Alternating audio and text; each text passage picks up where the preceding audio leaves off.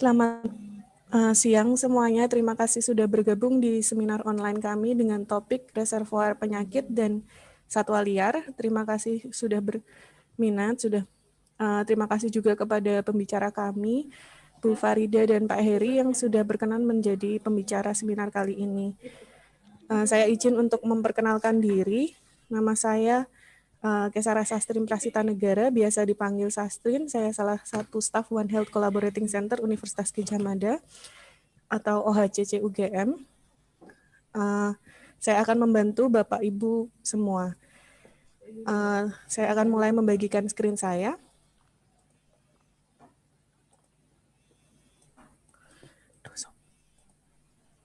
Ya. Jadi agenda hari ini pertama adalah sambutan dari Prof. Dr. Hewan Wayanto Mas Artama sebagai koordinator OHCC UGM, kemudian dilanjutkan dengan sesi pembicara oleh Bu Farida dari Balai Besar Penelitian dan Pengembangan Vektor dan Reservoir Penyakit Salatiga. Beliau akan menyampaikan tentang reservoir penyakit zoonotik di Indonesia. Kemudian dilanjutkan dengan Dr. Hewan Heri Wijayanto MP, merupakan salah satu dosen One Health Collaborating Center UGM. Beliau akan memaparkan tentang 2 dimensi peranan satwa liar. Kemudian dilanjutkan dengan sesi tanya jawab dan terakhir penutup. Untuk peraturan seminar, peserta dapat bertanya kepada pembicara selama webinar dengan mengklik link Pigeonhole Reservoir dengan passcode reservoir. Permasalahan teknis lain dapat ditanyakan di kolom chat. Link untuk presensi dan e-sertifikat akan di-share di akhir acara. Untuk e-sertifikat dan materi akan dibagikan melalui email sekitar 1 minggu setelah seminar. Baik, kita mulai agenda hari ini dengan pembukaan sambutan dari Prof. Wayan. Silahkan Prof. Wayan. Masih di mute, Prof.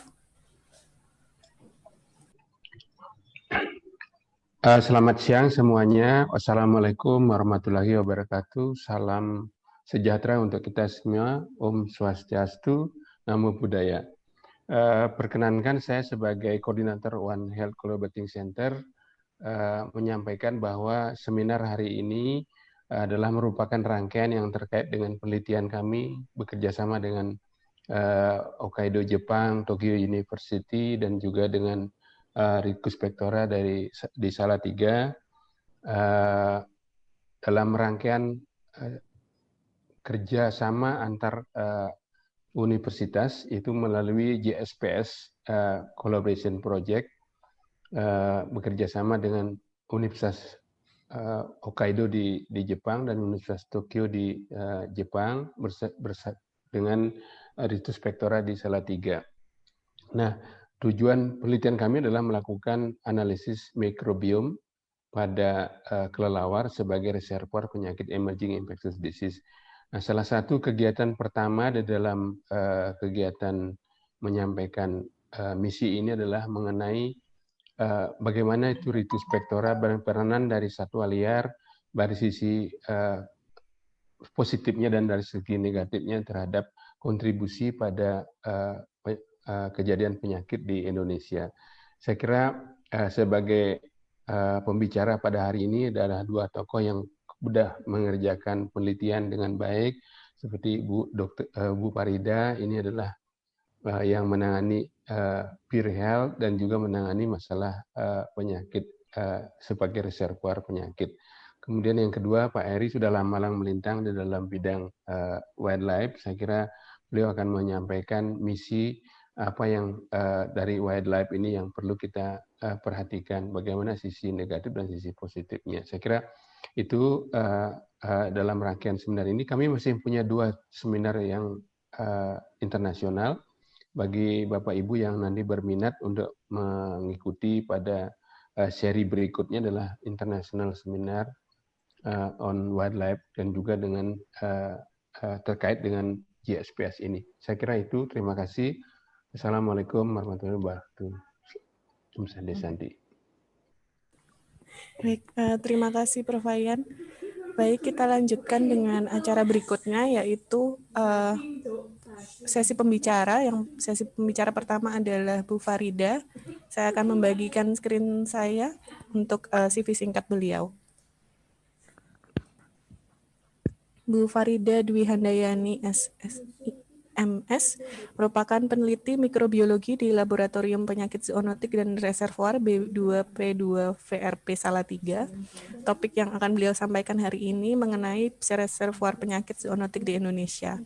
Untuk riwayat pendidikan beliau, S1 tahun 2002 di Biologi Universitas Diponegoro Semarang, kemudian melanjutkan S2 tahun 2010 di Cell and Molecular Biology University of Nevada, Reno, US.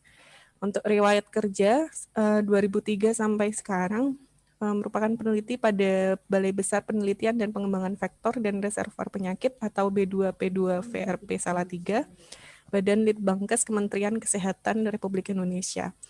Kemudian tahun 2011 sampai 2016 beliau merupakan Kepala Subbidang Sarana Penelitian dan Pengujian Bidang Pelayanan Penelitian B2P2 VRP Salatiga. Untuk publikasi artikel ilmiah tahun 2020, ini tentang pemeriksaan leptospira di laboratorium, kemudian distribution of leptospira reservoir among rats as the potential reservoir of leptospirosis in Indonesia. Baik, kita sambut. Untuk waktu dan screen saya persilahkan Bu Farida. Terima kasih banyak Mbak Sastrin. Selamat siang Bapak Ibu yang saya hormati. Assalamualaikum warahmatullahi wabarakatuh. Mohon izin sebelumnya saya sapa dan berterima kasih sekali kepada Prof. Wayan yang telah memberikan kesempatan kepada kami untuk sharing apa dari hasil Rikus Vektora mungkin sedikit pada hari ini.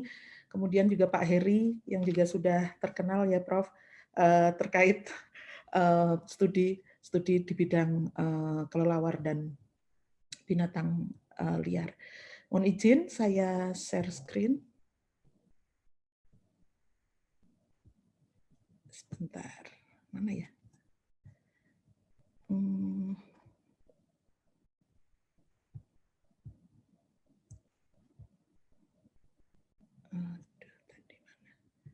Sebentar, mohon izin, mungkin harus saya buka kembali dari dokumen. Sebentar. Mana tadi? Oke.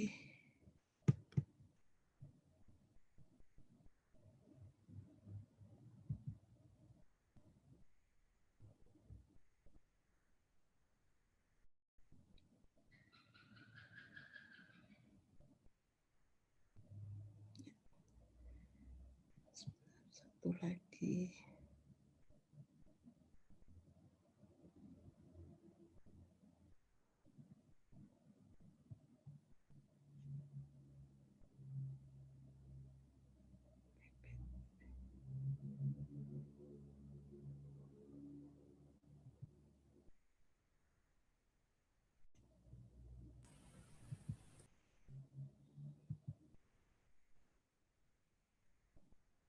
Tadi terclose, Prof. Mohon maaf, saya harus ambil lagi pendahuluan. Ya Bu, biasanya memang harus dibuka dulu gitu baru bisa share Iya, screen. tadi sudah dibuka loh, udah disiapin terus tadi.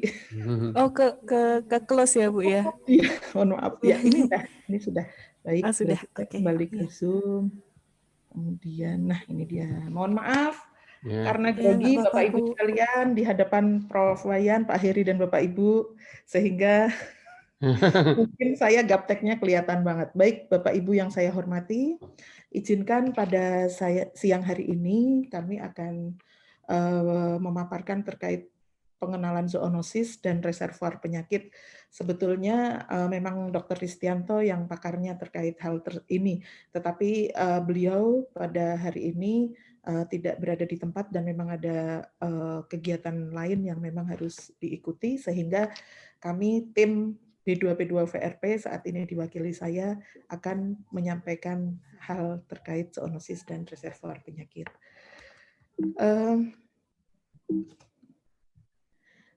Tak kenal maka tak sayang, mohon izin Bapak Ibu sedikit perkenalan tadi kalau saya sudah disampaikan oleh MC atau moderator, dan sekarang saya sedikit mengenalkan mengenai institusi kami, yaitu B2P2 VRP Salatiga.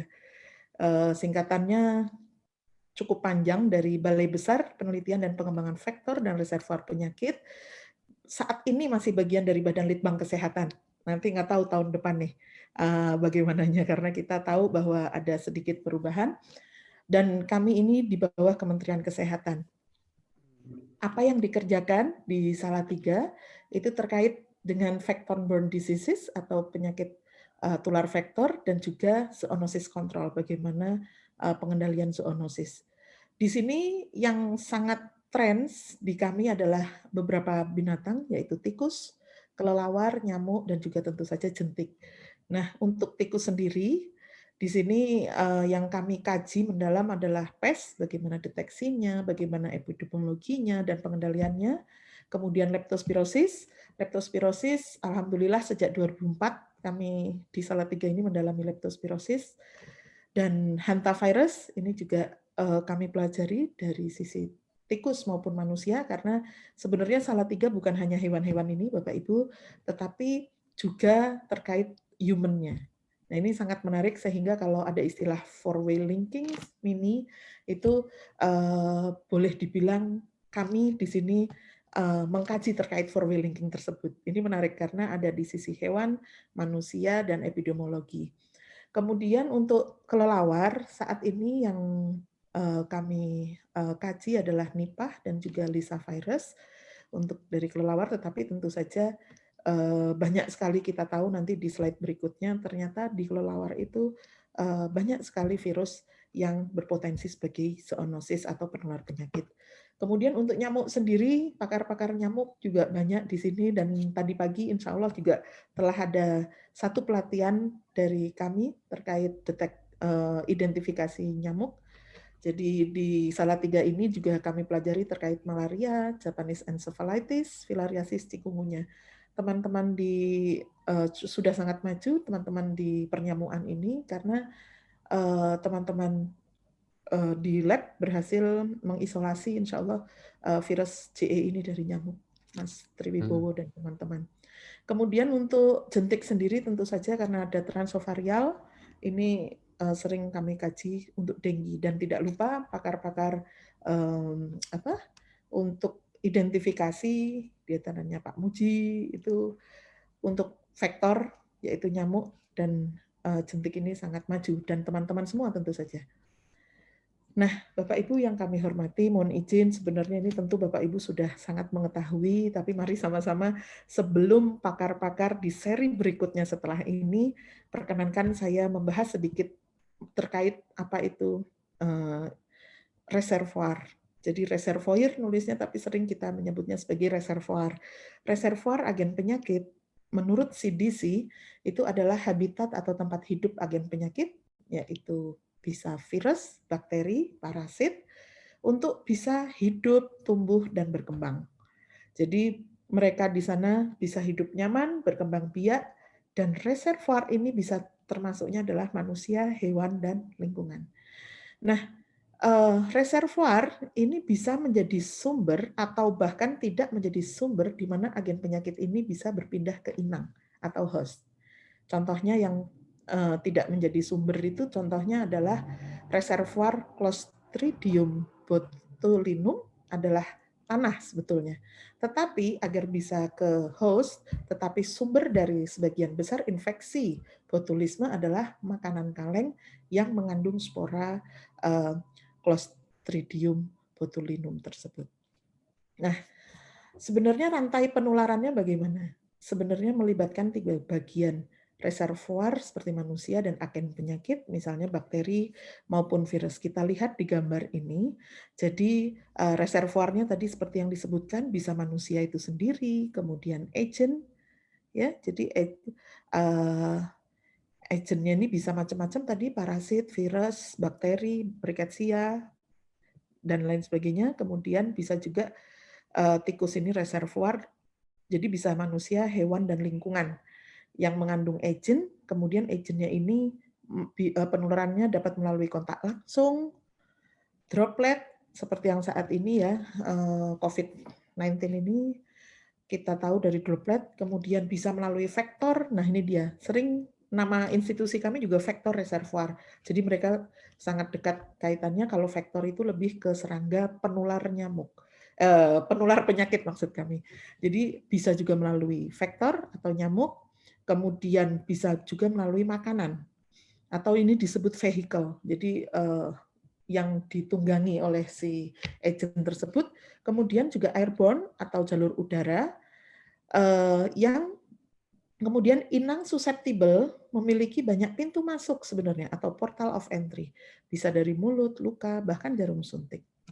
Ini sumber juga kebetulan CDC. Nah, untuk zoonosis sendiri adalah penyakit yang tentu saja menular dari hewan ke manusia atau sebaliknya. Dan kita tahu bahwa 60-76% penyakit yang baru muncul atau emerging infectious disease adalah zoonosis.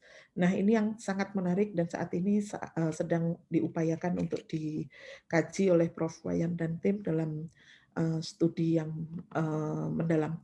Kemudian melibatkan hewan sebagai reservoir. Nah, 3 pandemi terparah yang dalam sejarah manusia itu tercatat adalah adanya pes, dikenal sebagai the Black Death, kemudian influenza Spanyol atau Spanish influenza, dan HIV/AIDS. Nah, tantangan kesehatan masyarakat tertentu yang timbul dari ekologi dan berkaitan, serta perubahan lingkungan yang cepat dan antropogenik mengubah laju dan sifat kontak antara populasi manusia dan hewan. Nanti di belakang juga akan kami jelaskan satu persatu apa saja sih yang menimbulkan perubahan keadaan sehingga zoonosis ini terjadi. Nah, akhir-akhir ini muncullah serangkaian pandemi yang baru, misalnya flu burung dan babi, West Nile virus, bahkan saat ini COVID-19 ini juga disebut kelompok sindrom pernafasan akut yang parah atau SARS.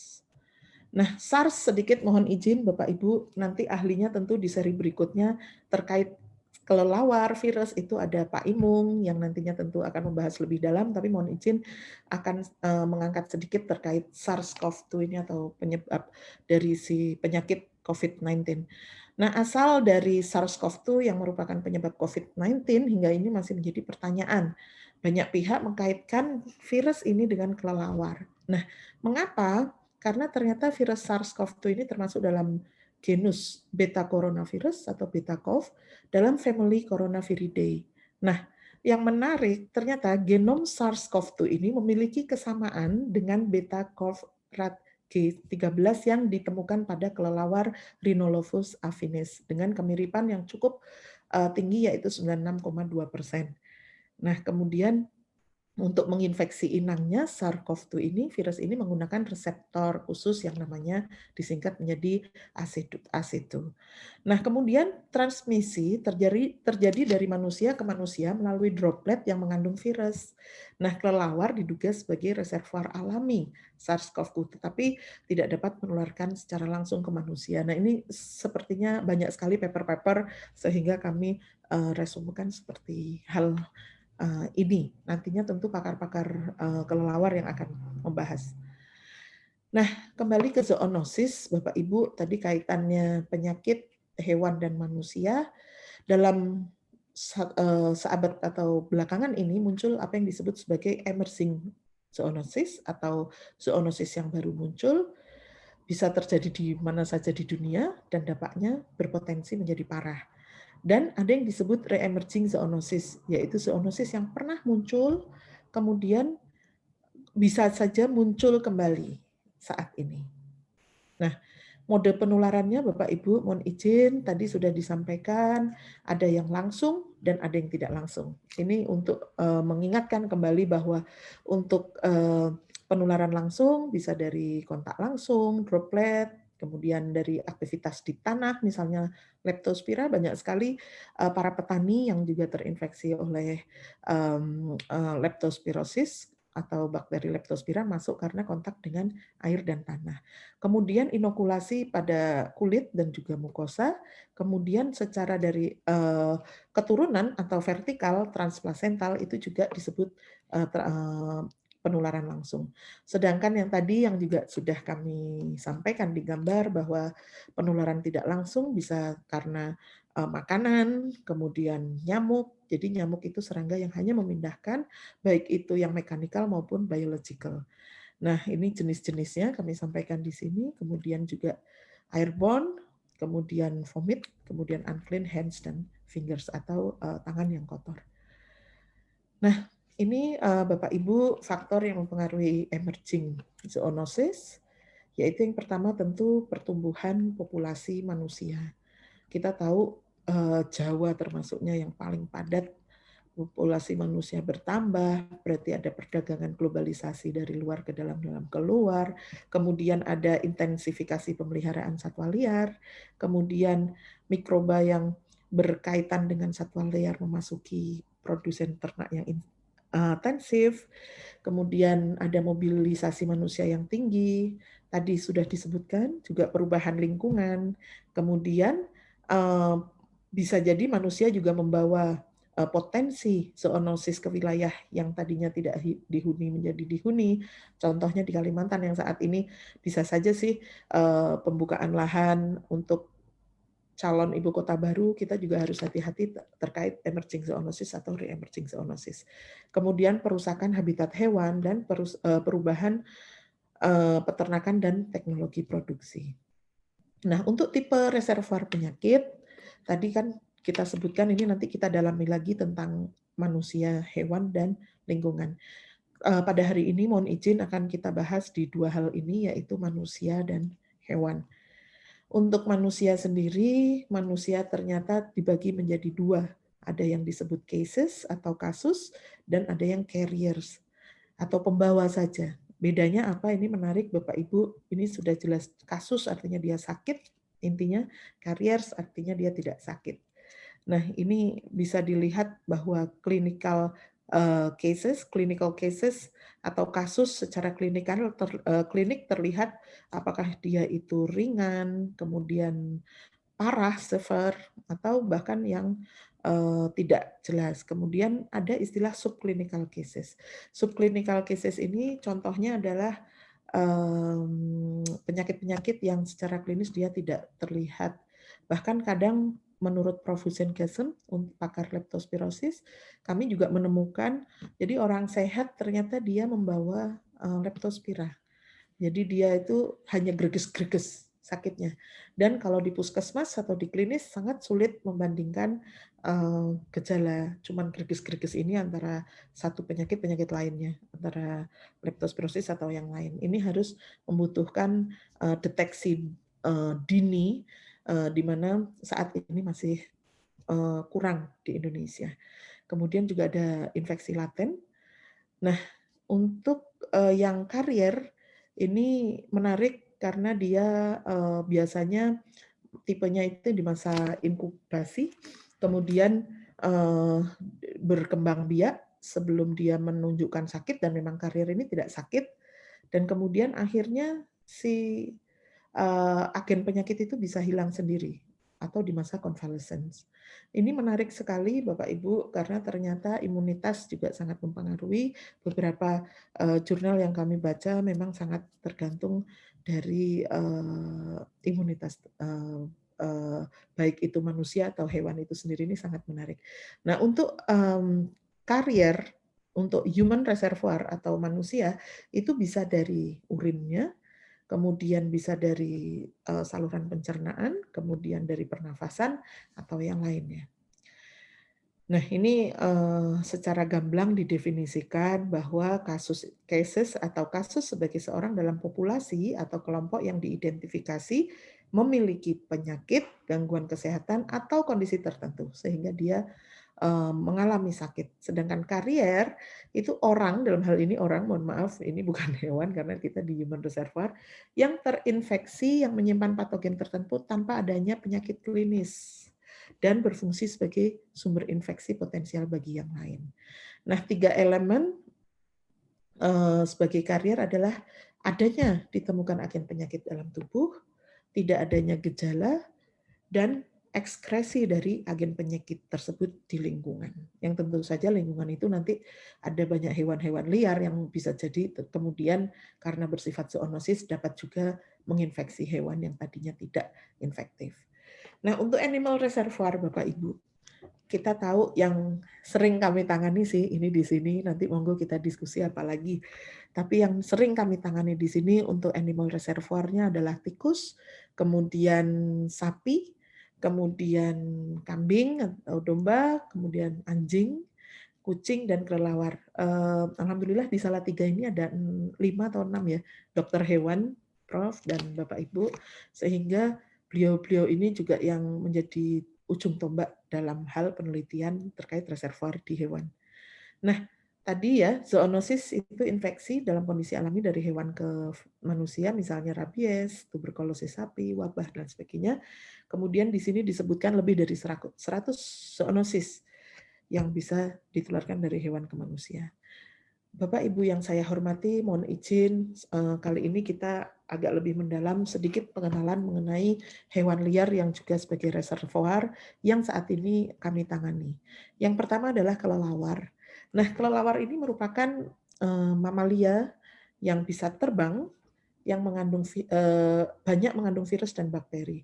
Kalau tidak salah kami baca itu sampai bisa satu kelelawar memiliki 12 virus.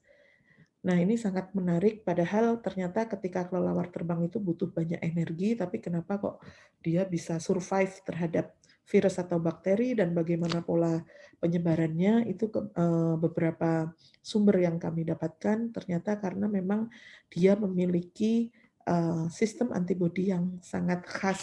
Jadi dia ini di dalam selnya itu, dia selalu memunculkan interferon alfa, yang akan selalu muncul walaupun tanpa adanya virus yang menginfeksi.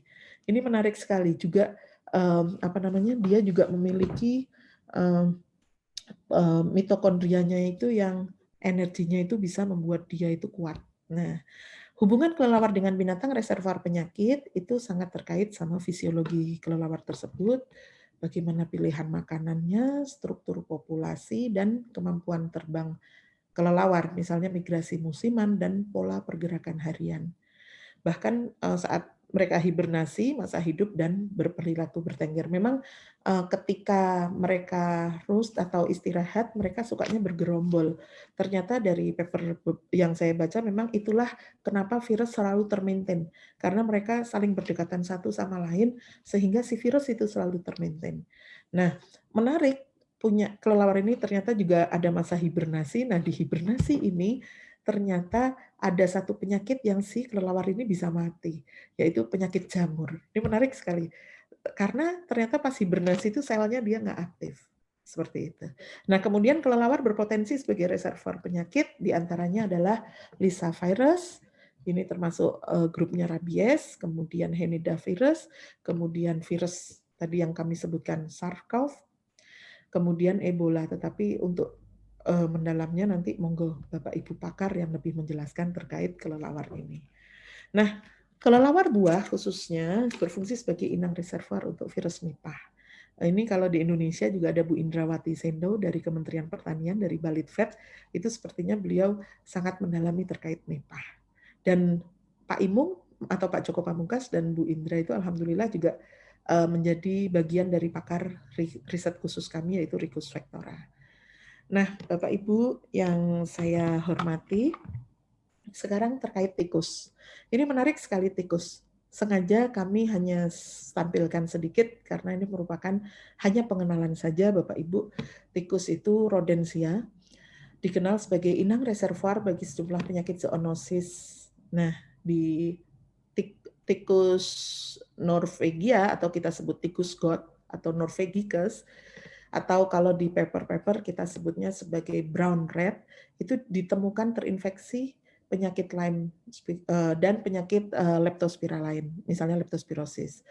Nah, kemudian di Meksiko, tikus ini dikenal sebagai pembawa Trypanosoma cruzi yang menyebabkan penyakit Chagas. Nah, ini menarik. Kemarin Pak Ristianto, pakar tikus kami, juga memaparkan bahwa ternyata di tikus itu dikenal ada 112 penyakit yang bisa dibawa. Nah, ini mengerikan sekali. Memang kita hanya mencarinya saat ini di Salatiga baru hantavirus dan leptospirosis. Nggak tahu dengan yang lain, ini menarik. Kemudian mencit. Tentu saja mencit masih satu ordo dengan tikus, Prudentia, tikus berkaki putih atau Peromyscus leucopus merupakan salah satu reservoir hewan terpenting untuk penyakit Lyme spirochete atau Borrelia burgdorferi. Tikus ini juga berfungsi sebagai inang reservoir untuk virus Sinombre yang menyebabkan hantavirus pulmonary syndrome yang cukup akut di manusia. Nah, kemudian untuk monyet, ini virus Zika berasal dari monyet di Afrika. Di Brazil, virus Zika ini ditemukan pada bangkai monyet. Nah, pengurutan genom yang telah mengungkapkan virus itu sangat mirip dengan jenis yang menginfeksi manusia. Dari sini terlihat ya Bapak Ibu, PR kita banyak sekali untuk memetakan satu persatu, siapa tahu dari tikus, dari monyet, dari mencit, dari kelelawar, banyak sekali yang harus kita ungkap. Nah, Bapak Mohon Ibu, maaf Bu, 5 menit ya. lagi ya. Oh baik, ya. ya baik. Hasil Ricus Vectora sekarang. Ini intinya, Bapak Ibu. Saya hanya punya 4 slide setelah ini dan itu selesai. Insya Allah 5 menit selesai. Hasil Ricus Vectora 2015, mohon izin ini harusnya sampai 2018 dalam mendukung kebijakan pengendalian penyakit tular vektor dan zoonosis di Indonesia. Nah, ini berdasarkan ini Bapak Ibu, jadi ancaman zoonosis itu secara global dan nasional sangat tinggi, tadi sudah disebutkan. Oleh karena itu, Badan Litbang Kesehatan menunjuk B2P2 VRP Salatiga 3 untuk melakukan riset berskala nasional, seperti halnya Riskesdas, Risvaskes yang tentu Bapak Ibu tahu, itu disebut riset khusus vektor dan reservoir penyakit, atau kita singkat menjadi Ricus Vectora. Nah, tujuannya itu kita ingin mengidentifikasi hotspot penyakit tular vektor dan reservoir yang ada. Kemudian mendukung program pencegahan pengendalian penyakit tular vektor dan reservoir di Indonesia, dan menjadi dasar perencanaan untuk mendukung prioritas pengendalian penyakit tular vektor dan reservoir di Indonesia. Oleh karena itu, kami sangat bersyukur hasil Ricus Vectora ini banyak dimanfaatkan oleh teman-teman program, terutama dari Subdit Zoonosis, Subdit Vektor, dan pembawa hewan penyakit. Ada Bu Ganeva dan Pak Suwito di sana bersama tim. Nah, ini Bapak Ibu, ini ditemukan mengapa juga kita melakukan hal ini, karena memang kebaharuan terkait taksonomi sebaran vektor reservoir penyakit ini. Dari dulu kita tahu ada garis Willis, garis Weber. Ini membagi sebaran fauna secara geologis di Indonesia menjadi 3 wilayah, yaitu wilayah Asiatis, Indo-Malaya, Peralihan, dan juga Indo-Australia. Ini menarik, akan sangat berpengaruh terhadap variasi dari spesies. Bapak Ibu, mungkin kelebihan ya Mbak Sastrin, nanti mohon izin kalau misalnya agak nambah dikit Prof dan Mbak Sastrin. Untuk potensi nyamuk dan tikus. Apa-apa, Bu. Ya, potensi nyamuk, tikus, dan kelelawar sebagai vektor dan reservoir penyakit di Indonesia. Kalau nyamuk itu vektor. Itu sampai tahun 81 dilaporkan ada 18 genus terdiri dari hampir 500 spesies, dan ternyata dari Ricus Vectora ini ditemukan hal-hal baru yang luar biasa yang teman-teman laksanakan. Nah, kemudian jelas untuk nyamuk ini vektor malaria, demam berdarah, chikungunya, Japanese encephalitis, filariasis, dan sebagainya. Sedangkan tikus dan kelelawar yang saat ini hari ini akan kita bahas ini menarik karena di Indonesia ada sekitar 154 spesies tikus, 8 spesiesnya itu diketahui sebagai reservoir yang menular secara langsung ke manusia seperti leptospirosis dan hantavirus. Kita tahu juga di Indonesia pada masa yang lalu ada penyakit pes di beberapa wilayah, di antaranya Jawa Timur, Jawa Tengah, dan Yogyakarta, bahkan Jawa Barat, Ciwidey dulunya. Tetapi saat ini alhamdulillah program telah bisa melakukan surveillance yang baik sehingga pes di Indonesia hampir boleh dikata hilang, tetapi tidak boleh oleh WHO dibilang bebas pes karena bisa jadi dia muncul atau re-emerging.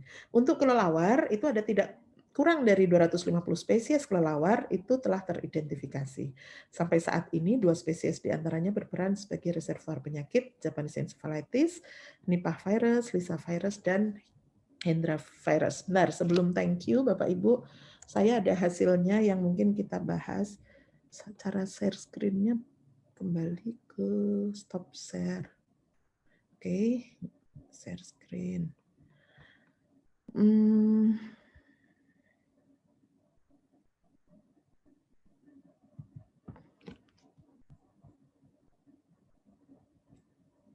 apakah sudah terlihat ya? Yang mana ya? Sudah, Bu. Yang mana, Mbak? Sudah terlihat. Yang Introduction an Archipelagic Island Country. Bapak Muhammad Isma Putra, Bu Putri, dan juga Bapak Profesor Artama. Bentar.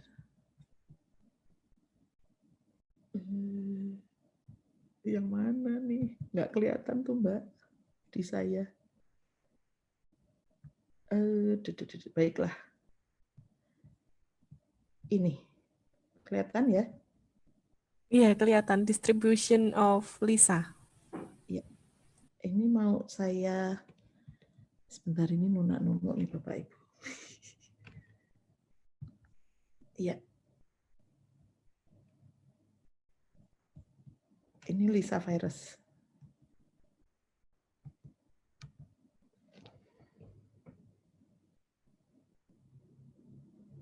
Ini agak berat, Bapak Ibu, jadi mohon izin. Nah, ini Bapak Ibu, ini adalah contoh hasil Ricus vectora, di mana contohnya ini Japanese encephalitis yang ada di kelelawar dan nyamuk. Ini kita petakan. Jadi yang merah-merah ini adalah positif Japanese encephalitis di kelelawar, ditemukan di laboratorium, sehingga dan antigen capture atau PCR. Ini sangat menarik. Dan yang ungu-ungu ini, Bapak Ibu, ini adalah pada nyamuk. Kita misalnya di Aceh, katakanlah kita klik. Nah, di sini adalah kita menemukan Sinopterus pink yang positif Japanese encephalitis. Kemudian katakanlah ini di Jawa Barat.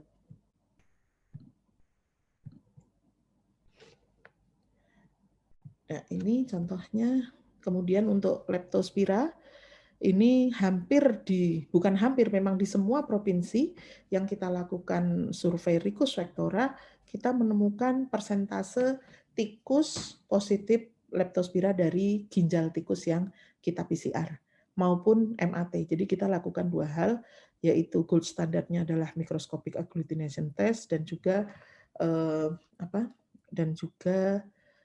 PCR.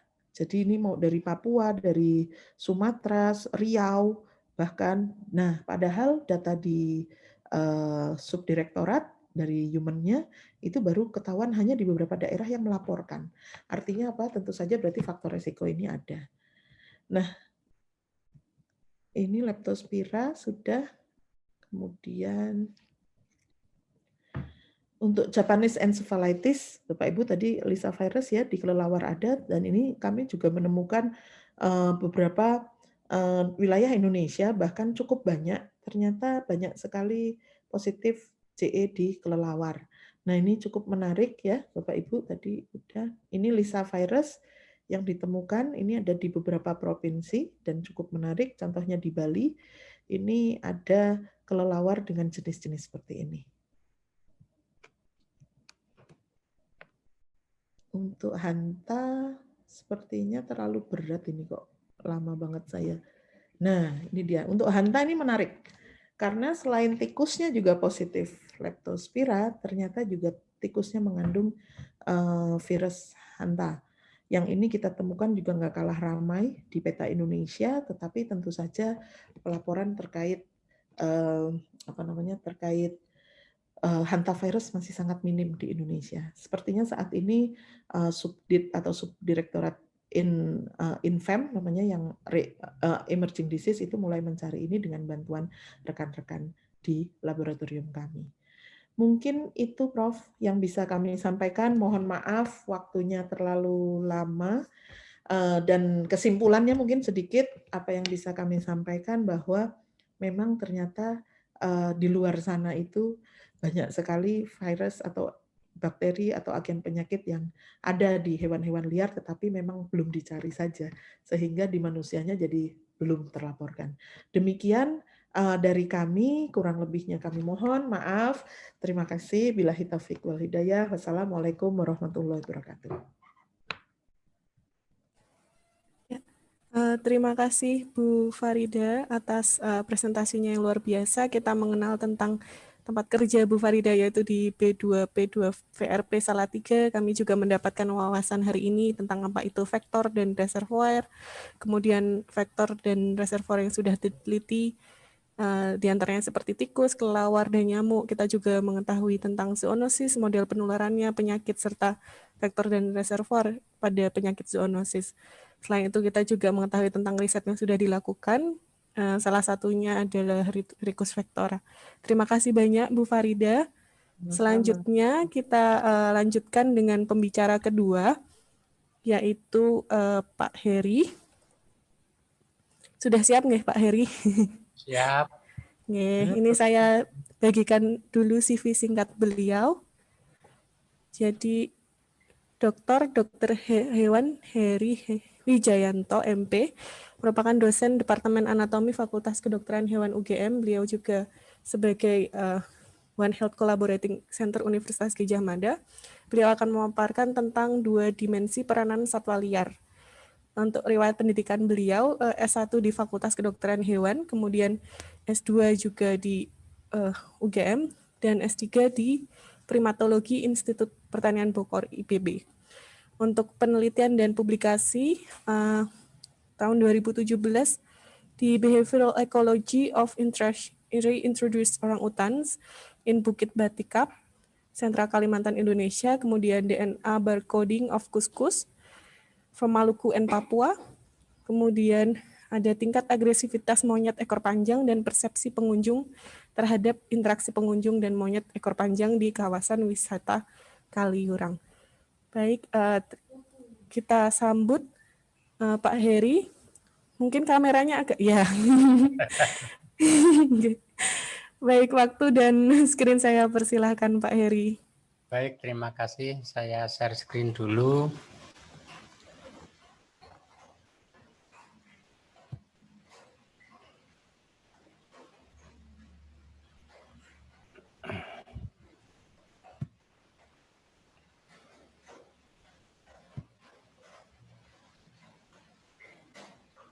Oke, sudah kelihatan ya? Sudah Pak Heri, tinggal di di full screen. Oke. Ya, sudah. Baik, terima kasih kesempatannya.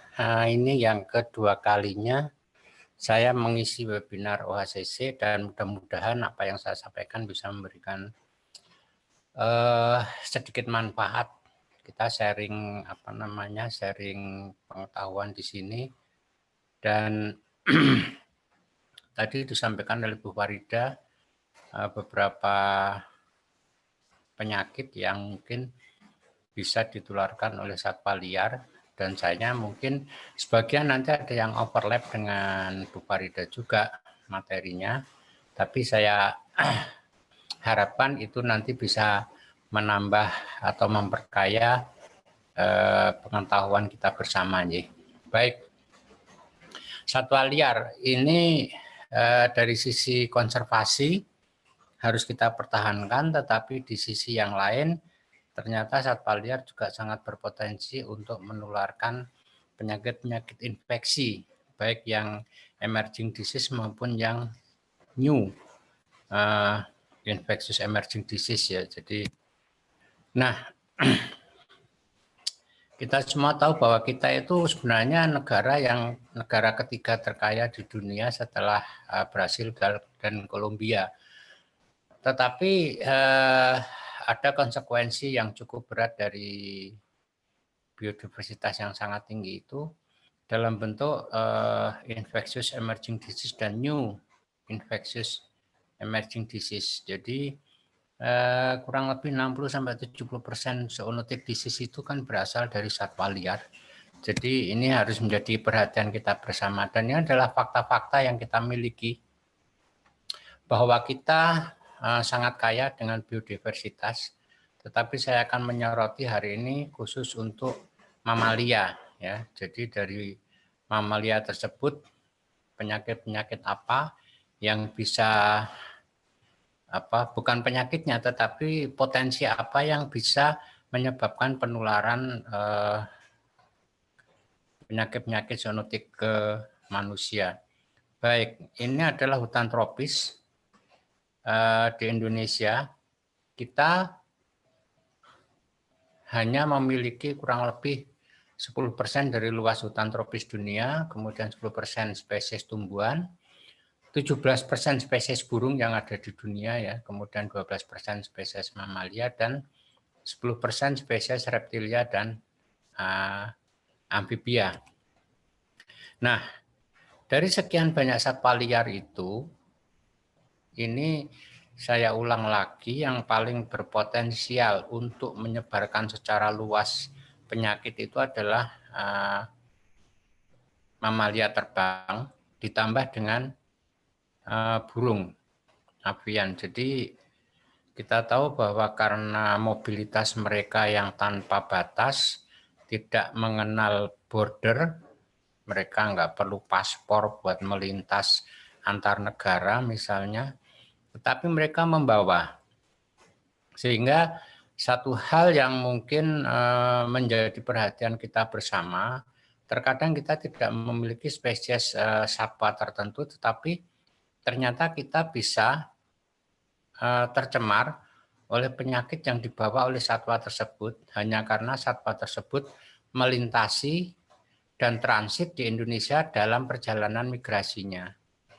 Jadi beberapa burung itu bisa lintas benua, dan satu hal yang menarik, hewan kecil lebah itu pun ternyata migrasinya itu juga antar negara. Jadi salah satu kolega saya di Kyoto University itu dia meneliti DNA lebah yang ada di Thailand. Itu ternyata dia menemukan lebah yang sama itu sampai Australia. Sesuatu yang kadang-kadang di luar batas pemikiran kita ya. Ternyata migrasinya itu begitu jauh, dan ketika si lebah ini bermigrasi dia sempat singgah juga di Indonesia, dan itu pada saat itu ditemukan di Kebun Raya Bogor. Jadi lebah itu membuat sarang di pohon yang sama, di dahan yang sama.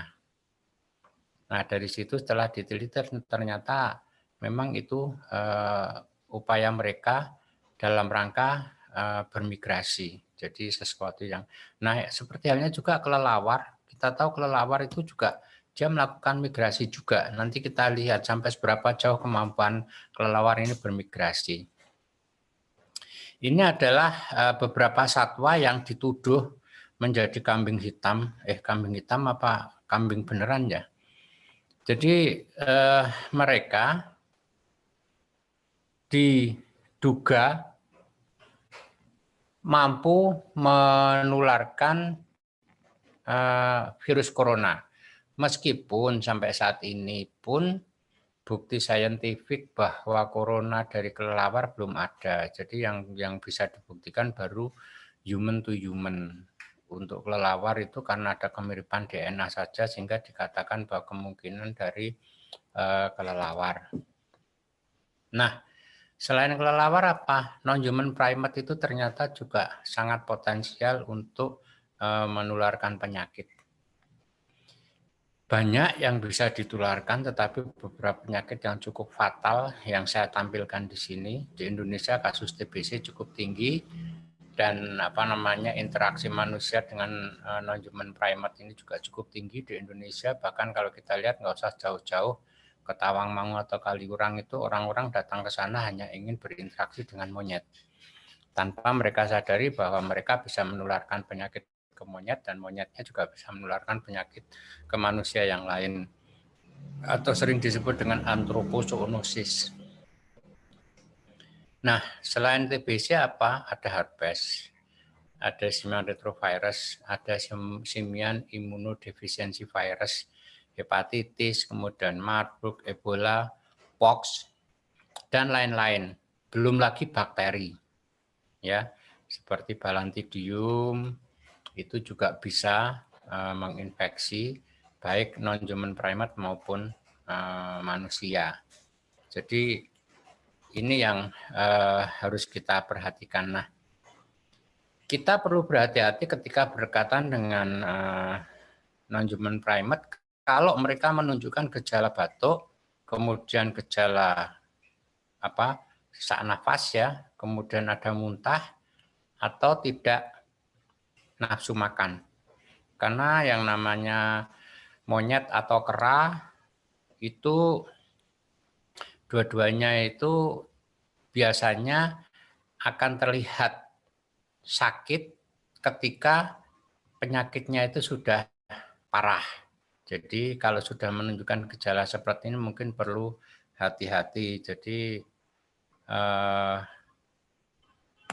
karena secara fisiologis dan metabolismenya itu, anatominya juga itu antara non-human primate dan manusia itu sangat mirip. Nah, yang mendorong terjadinya infectious emerging disease itu sebenarnya adalah perilaku manusia sendiri. Adanya satu peningkatan intensitas interaksi yang abnormal antara manusia dengan satwa liar. Interaksinya gimana sih kok dikatakan abnormal begini? Jadi sebenarnya satwa liar itu punya habitat sendiri, manusia juga punya habitat sendiri, tetapi karena aktivitas manusia dan keingintahuan manusia kadang-kadang membuat atau mendorong manusia untuk mendekat ke habitat atau bahkan masuk ke habitat satwa liar, kemudian mereka melakukan interaksi-interaksi yang abnormal, perburuan, kemudian mengkonsumsi satwa liar, kemudian memanfaatkan satwa liar untuk kepentingan kosmetik. Itu semua adalah bagian dari interaksi yang abnormal. Bahkan ketika kita berkunjung ke Kaliurang misalnya, kemudian kita memberi makan pada monyet, itu juga sudah dikatakan sebagai interaksi yang tidak normal.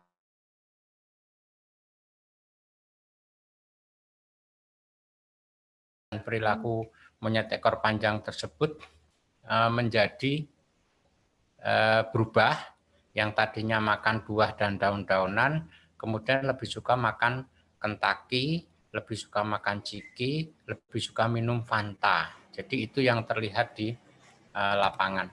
Nah, apa toh yang membuat itu menjadi riskan? Kita tidak bisa menghindari bahwa ada intersepsi antara manusia, hewan, dan lingkungan, dan itu selalu terjadi sepanjang masa. Nah, pada daerah-daerah intersepsi inilah yang harus menjadi perhatian kita bersama, dan disitulah One Health berperan sangat penting, karena One Health ada satu kegiatan yang didukung oleh hampir semua disiplin ilmu yang ada, dan tujuannya satu, bagaimana kita bisa hidup secara nyaman, harmonis dengan satwa dan dengan alam. Nah, ini adalah bagian dari interaksi yang abnormal tadi, yang saya katakan abnormal. Bagaimana manusia itu dengan segala arogansinya itu, mereka tanpa pandang bulu mengkonsumsi hampir semua satwa liar. Dan ini yang Anda lihat ini tidak hanya terjadi di Tiongkok, bahkan di Indonesia juga bisa ditemukan, ya. Seperti di Manado, kita lihat ada pasar yang memperjualbelikan satwa, segala jenis satwa sampai yang namanya kucing dan anjing pun itu di sana diperjualbelikan untuk dikonsumsi. Jadi ini sungguh sebenarnya sangat memprihatinkan, dan itu menjadi titik tembak bagi para pegiat pecinta satwa di seluruh dunia. Tetapi dengan dalih budaya sampai saat ini itu masih terjadi ya di negara kita. Baik, saya tidak akan membahas ini dari sisi konservasi, perundang-undangan, peraturan pemerintah, peraturan menteri sudah cukup banyak ya. Jadi saya tidak akan membahas yang ini. Saya akan kembali menekankan tadi yang sudah disampaikan oleh Bu Farida, bahwa 20% spesies vertebrata itu adalah kelelawar. Jadi dari kurang lebih 950 sekian spesies vertebrata, itu 20%-nya adalah kelelawar. Dan dia dibagi menjadi 2 subordo, ada Megasiroptera dan Microsiroptera. Jadi pemakan buah dan serangga. Nah, keunikan kelelawar yang membuat dia itu begitu potensial untuk menjadi penyebar penyakit, yang pertama adalah dia adalah satu-satunya mamalia yang bisa terbang. Kemudian kelelawar juga mampu melakukan migrasi sampai 1.200 km. Itu yang tercatat dilakukan oleh kelelawar dari Texas ke New Mexico. Ya, kelelawarnya ini Tadarida brasiliensis mexicana ini. Jadi ketika mereka melakukan migrasi, mereka bisa menempuh jarak sampai 1.200 kilo, dan bayangkan antar negara, sehingga ketika dia itu membawa penyakit dari satu negara, maka negara yang dia tuju untuk migrasi juga otomatis nanti akan tercemar. Kemudian tadi dikatakan oleh Bu Farida, memang kelelawar itu dia dapat menjadi inang. Kalau saya tidak salah sampai saat ini yang teridentifikasi kurang lebih antara 60-70 virus itu bisa ditemukan di kelelawar tanpa si kelelawar itu menderita sakit. Jadi tadi disampaikan ada mekanisme pertahanan tubuh yang sangat spesifik pada kelelawar. Dan salah satunya kenapa mereka tidak menderita ketika terinfeksi oleh virus, adanya satu penekanan gen yang bereaksi terhadap inflamasi atau peradangan. Saya lupa proteinnya apa. Nah, itu pada manusia dan pada mamalia lain, itu ketika ini teraktivasi, maka proses peradangan akan terjadi secara parah, tetapi pada kelelawar dia bisa menekan sehingga protein tersebut tidak terekspresi dan reaksi peradangan itu tidak terjadi, sehingga dia bisa menjadi inang tanpa harus menderita sakit. Kemudian banyak sekali laporan-laporan ilmiah yang mengatakan bahwa kasus rabies pada manusia dan hewan peliharaan itu ditularkan oleh kelelawar. Nah, misalnya di Prancis ya, itu infeksi virus rabies ini berhubungan dengan migrasi kelelawar Nathusius pipistrelle. Nah, ini ada juga yang beberapa penyakit yang bisa menular ke manusia tanpa harus manusianya berinteraksi dengan kelelawarnya. Jadi ini sesuatu yang sangat mengkhawatirkan atau harus menjadi perhatian kita bersama. Kemudian kelelawar rambut perak itu juga secara musiman dia mampu bermigrasi dari Alaska menuju ke Kanada dan Texas. Kemudian fakta yang lainnya adalah bahwa varian virus rabies yang berasosiasi dengan kelelawar rambut perak ini juga dengan kelelawar lain spesies Pipistrellus flavus ini juga dapat diidentifikasi di beberapa lokasi yang menjadi jalur migrasi kelelawar tersebut. Jadi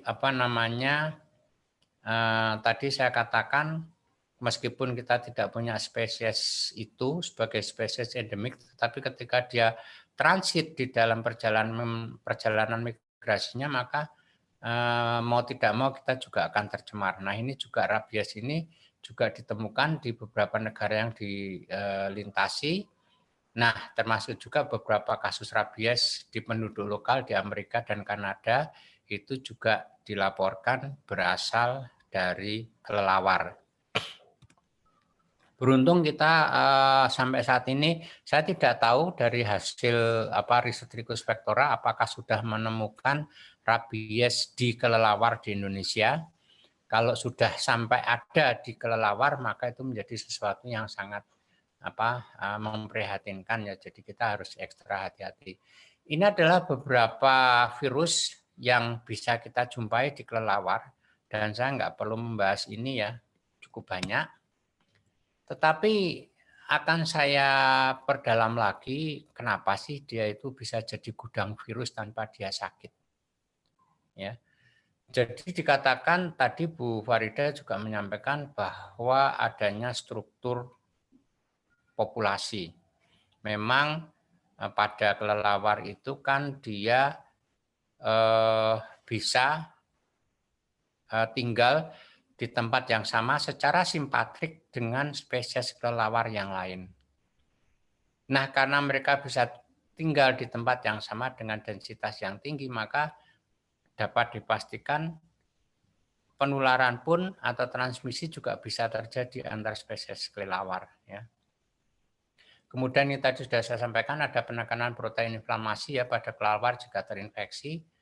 Kemudian satu hal lagi yang perlu kita perhatikan adalah kelelawar ini mampu mengkonsep virus yang bereplikasi ya di dalam tubuhnya itu, bahkan ketika mereka berevolusi itu si virus ini juga ikut di dalam proses itu.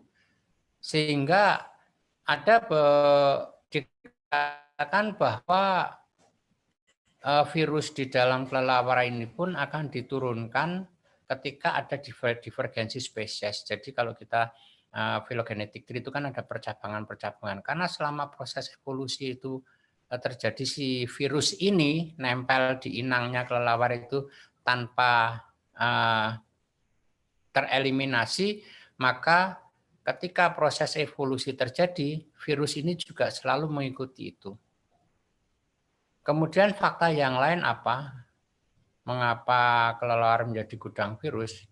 Lifespan yang panjang. Jadi bahkan kelelawar yang beratnya atau bobotnya itu hanya 7 gram itu bisa hidup sampai 25-35 tahun. Dan kita harus pahami juga bahwa infeksi virus-virus tertentu pada kelelawar itu bisa secara persisten, artinya dia tidak akan pernah hilang dari kelelawar tersebut. Sehingga saya yakin ke depan kalau ada studi untuk identifikasi virus, maka virus itu semakin lama akan semakin banyak yang bisa diidentifikasi dari kelelawar. Ya, karena di sepanjang hidupnya dia mungkin akan ketambahan virus-virus yang lain. Selain juga kasus-kasus virus shedding ya yang terjadi.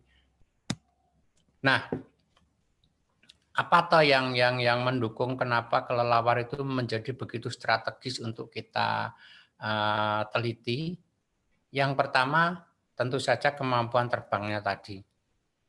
Jadi karena dia itu bisa lintas batas, maka itu menjadi satu perhatian khusus bahwa kita harus berhati-hati. Yang kedua adalah lifespan atau usia harapan hidupnya yang cukup panjang. Ya. Kemudian struktur sosial tadi sudah disampaikan oleh Bu Farida. Ini juga sangat berpengaruh terhadap proses transmisinya. Kemudian interaksi antar spesies. Tadi saya katakan bahwa mereka bisa hidup secara simpatrik. Hidup secara simpatrik itu adalah hidup pada habitat yang sama, memanfaatkan sumber pakan yang sama, dan mereka bisa hidup berdampingan. Dan itu terjadi antar spesies. Sehingga beda spesies kelelawar bisa mengokupasi atau menguasai satu lokasi yang sama dengan sumber pakan yang sama, tanpa ada pertikaian. Kemudian adanya perilaku torpor dan hibernasi. Apa sih bedanya torpor dan hibernasi? Torpor itu adalah short hibernasi. Jadi hibernasi tapi waktunya pendek. Prosesnya sama, dia sama-sama menurunkan level metabolismenya, level pulsus jantungnya, kemudian dia juga menurunkan pernafasannya dan segala macamnya, yang tujuannya adalah untuk menghemat energi. Nah, Di sini dikatakan tadi yang sudah diteliti oleh Bu Farida dan kawan-kawan juga, Lisa virus dan Flavivirus, dia masuk dan menginfeksi kelelawar dalam waktu yang lama tanpa harus si kelelawar itu menunjukkan gejala. Ya. Kemudian ada beberapa studi isolasi virus dan antibodi yang menunjukkan bahwa beberapa virus dapat menyebabkan infeksi persisten pada kelelawar. Jadi begini, ketika dia itu melakukan hibernasi, karena hibernasi kadang bisa sampai berminggu-minggu, ternyata ketika dia bangun dari hibernasinya, maka pada saat yang sama virus itu juga aktif. Artinya apa? Dia masih ada di situ dan dia tetap bertahan hidup ketika si inangnya, dalam hal ini kelelawar, menjalani hibernasinya. Kalau saya tidak salah tadi itu Japanese encephalitis virus itu pernah diteliti. Ketika si kelelawar ini bangun dari hibernasi, 9 minggu kemudian setelah hibernasi, kemudian diisolasi, virus yang diinokulasikan ditanamkan ke si kelelawar itu ternyata masih bertahan dan masih aktif. Artinya pas selama hibernasi, kemudian ditunggu sampai 9 minggu setelah hibernasi, si virus itu masih aktif. Jadi itu sesuatu yang sangat menjadi perhatian kita bersama ya. Nah, terkait dengan langkah-langkah antisipasi apa dari beberapa literatur yang saya baca, ternyata kita bisa melakukan antisipasi. Antisipasinya itu untuk apa? Tahu, untuk memprediksi dan untuk melakukan persiapan-persiapan atau tindakan-tindakan preventif ya. Itu dengan apa yang disebut dengan metodenya itu natural history survey. Jadi kita harus mempelajari sejarah timbulnya penyakit-penyakit virus tertentu yang disebabkan oleh kelelawar selama beberapa tahun, kemudian kita ikuti lintasan dari kejadiannya, sehingga dari situ nanti para ahli epidemiologi itu bisa memperkirakan kira-kira akan mungkin kasus tersebut akan muncul di mana dan kapan penyakit tersebut akan outbreak. Sehingga kalau itu bisa dilakukan, tentu saja akan menjadi satu langkah positif yang bisa menekan korban yang kemungkinan akan terinfeksi oleh penyakit tersebut. Saya ingat sekali pada tahun 2007 bersama dengan peneliti dari kalau enggak University of Tokyo University, saya lupa. Jadi mereka ketika itu melakukan sampling pada feses satwa liar. Saya tanya yang diteliti apa? Yang diteliti adalah itu tadi kemungkinan adanya agen-agen infeksi yang ada di dalam feses yang dikeluarkan oleh satwa tersebut. Kemudian saya tanya lagi, terus tujuannya untuk apa? Ternyata tujuannya luar biasa. Mereka mengatakan bahwa dari data yang dikoleksi ini nanti kalau kita bisa mempelajari, kita sudah tahu mapping masing-masing dari agen infeksius tersebut, maka kita bisa memprediksi itu penyakit apa yang akan muncul kira-kira 10 tahun ke depan. Ini luar biasa. Nah, itu juga merupakan bagian dari natural history survey method. Jadi ini nanti akan dikaitkan dengan spesies apa yang menjadi target. Jadi misalnya kalau kita di sini kelelawar, ya mestinya kita mengikuti tracknya kelelawar itu migrasinya kemana saja, kemudian virusnya yang teridentifikasi itu apa saja, tentu saja itu nanti akan menjadi bahan yang bagus untuk membantu para epidemiologis untuk meramalkan ya, sehingga ada antisipasinya. Dan kita beruntung ada P2 VRP ya? Dari Iya, Pak. Ya, yang saat ini sudah melakukan kegiatan itu. Dan kita sangat berharap nanti itu bisa menjadi satu dasar kebijakan untuk antisipasi kasus-kasus emerging disease maupun kasus-kasus penyakit yang lain yang disebabkan oleh satwa liar, terutama kelelawar. Jadi itu langkah antisipasinya. Jadi kita harus tahu mapping jalur migrasinya, kok imigrasi, atau maaf kebanyakan iya itu. Jalur migrasi kelelawar ditambah dengan isolasi, sehingga kita punya semacam data bank yang nanti bisa mengarahkan para ahli epidemiologi itu untuk memprediksi kemungkinan-kemungkinan yang akan terjadi dari data-data yang telah dikumpulkan tersebut. Dan saya yakin inilah yang dilakukan oleh teman-teman di Salatiga ya, yang dilakukan oleh Bu Farida dan kawan-kawan. Lalu kendalanya apa? Kendala yang menjadi hambatan atau sedikit mengganggu adalah bahwa kalau kita melakukan hal-hal tersebut, kadang reagen diagnostiknya yang belum tersedia, sehingga untuk memastikan apa sih agen infeksius yang menyebabkan penyakit tersebut kadang-kadang belum bisa didiagnosa dengan tepat karena ketiadaan reagen diagnostiknya. Kemudian masih terbatasnya data dari survei natural history. Nah, saya yakin 5-10 tahun ke depan nanti apa yang dilakukan oleh teman-teman di Salatiga itu akan memberikan dampak yang luar biasa untuk dunia epidemiologi di Indonesia ya, karena data-data itu akan sangat berharga untuk membantu melakukan langkah-langkah antisipasi terkait dengan kemungkinan munculnya penyakit-penyakit dari satwa liar. Jadi saya kira itu yang menjadi perhatian kita bersama.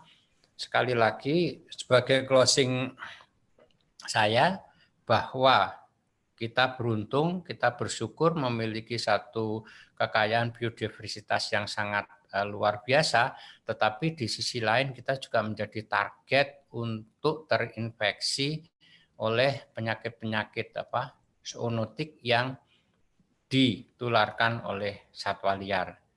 Dan yang paling potensial untuk menularkan dan sulit untuk dikendalikan adalah kalau penularan itu dilakukan oleh satwa yang bisa terbang, baik burung maupun kelelawar. Sehingga yang namanya avian influenza itu juga kemungkinan besar tidak bisa hilang begitu saja. Karena apa? Karena kita selalu jadi tempat transit untuk burung-burung migran yang secara alami dikatakan bahwa mereka memiliki virus tersebut. Jadi kira-kira itu yang bisa saya sampaikan, sedikit sharing knowledge yang bisa saya berikan pada kesempatan siang hari ini. Mudah-mudahan bermanfaat. Sekali lagi terima kasih. Waktu saya kembalikan pada Sastrin. Baik, terima kasih Pak Heri atas presentasinya yang sangat menarik. Kita mendapat wawasan baru tentang penyakit zoonotik, terutama dari non-human primates, juga kelelawar. Yang mendorong emerging infectious diseases atau EIDs adalah manusianya itu sendiri, yaitu interaksi yang abnormal seperti perburuan, memakan satwa liar, menggunakan satwa liar untuk kosmetik, kemudian bahkan memberi makan pun itu dianggap tidak normal. Sehingga daerah intersepsi dari manusia, hewan, dan lingkungan harus diperhatikan terkait dengan munculnya penyakit ini. Sehingga pentingnya One Health, kolaborasi antar sektor menjadi penting di sini. Baik, terima kasih Pak Heri. Selanjutnya kita beralih ke sesi berikutnya, yaitu sesi tanya-jawab yang akan dipandu oleh Noli. Silahkan Noli. Terima kasih Mbak Sastri atas waktunya. Kami mengingatkan kembali untuk pertanyaan dapat dilakukan lewat Pigeonhole dari chat yang sudah berada di chatnya itu. Sekarang saya izin untuk share screen. Ini saya akan membacakan pertanyaan-pertanyaan dari para peserta berdasarkan banyaknya vote di sini. Kemudian mungkin teman-teman ataupun peserta ataupun yang lain ingin bertanya, dipersilahkan.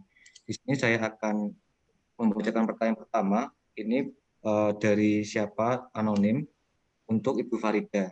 Pertanyaan pertama, apakah materi pada kali ini mengenai virus ada keterkaitannya di bidang industri teknik kimia, Bu? Kepada Bu Farida, kami persilahkan. Ya, terima kasih atas pertanyaan yang diberikan. Terkait paparan saya hari ini, kami tidak menyentuh dahulu tentang keterkaitan di bidang industri teknik kimia. Ibu atau Bapak ini yang bertanya, karena memang yang diminta dari panitia pagi ini, siang hari ini, yang saya paparkan benar-benar hanya dasar dahulu. Jangan lupa mengikuti seri berikutnya, karena nanti ada pakar-pakar khusus terkait virus yang nanti tentu bisa ditanyakan kembali. Mungkin hanya itu yang bisa saya jawab, Mas Noli ya? Iya, Bu. Krisna. Yeah. Jadi kalau untuk saat ini belum. Terima kasih. Baik, terima kasih atas jawabannya. Jadi untuk saat ini belum ada. Jadi saya tentang untuk sudah terjawab. Pertanyaan selanjutnya ini dari JPM kepada Pak Heri. Ternyata banyak sekali faktor dan faktor lain penyebab endemi ataupun pandemi. Untuk itu, sebaiknya perlu dilakukan tindakan preventif oleh kalangan medis. Saran apa saja tindakan yang perlu dilakukan Pak? Mulai Pak Heri, kami persilakan. Baik.